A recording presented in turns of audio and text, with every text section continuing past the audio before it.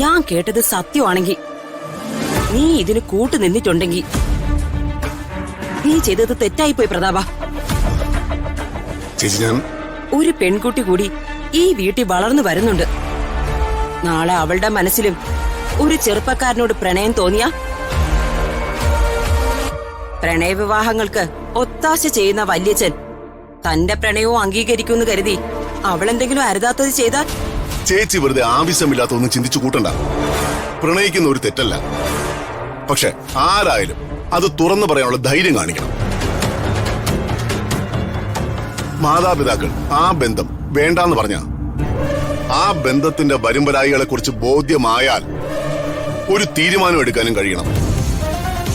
എല്ലാവരുടെയും കഥ ഒരുപോലെ അല്ലല്ലോ ചേച്ചി.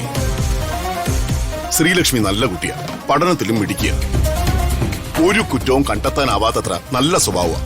രമ്യയുടെ ചേട്ടന് നല്ല ചെക്കന. അവരുടെ വിവാഹം നടത്തി കൊടുക്കാൻ ഒരിക്കൽ രമ്യയുടെ മാതാപിതാക്കൾ സമ്മതിച്ച് വിവാഹ പന്തൽ വരെ എത്തിയ അവരുടെ വിവാഹം എങ്ങനെയാണ് മുടങ്ങിയെന്ന് നിങ്ങൾക്ക് എല്ലാവർക്കും അറിയാവുന്നല്ലേ.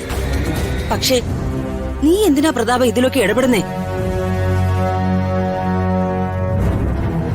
ചേച്ചി, ഒരു ജനപ്രതിനിധി എന്ന രീതിയിൽ മാത്രം ക്ഷണം സ്വീകരിച്ച് വിവാഹ പന്തലിൽ എത്തിയതാണ് ഞാൻ. ഒരുമിച്ച് ജീവിക്കാൻ ആഗ്രഹിക്കുന്ന രണ്ടുപേർ, അവർക്ക് സ്വന്തമായി തീരുമാനം എടുക്കേണ്ട പ്രായമായി, സ്വന്തം കാലിൽ നിൽക്കാനുള്ള പാങ്ങുമായി.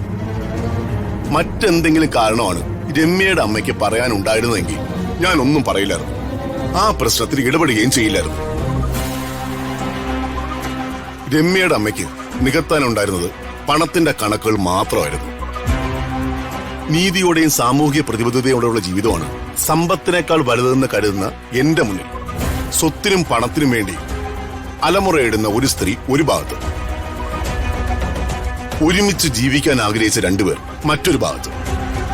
എന്റെ തീരുമാനം ഞാനെടുത്തു, അതിലിനി ഒരു മാറ്റവുമില്ല.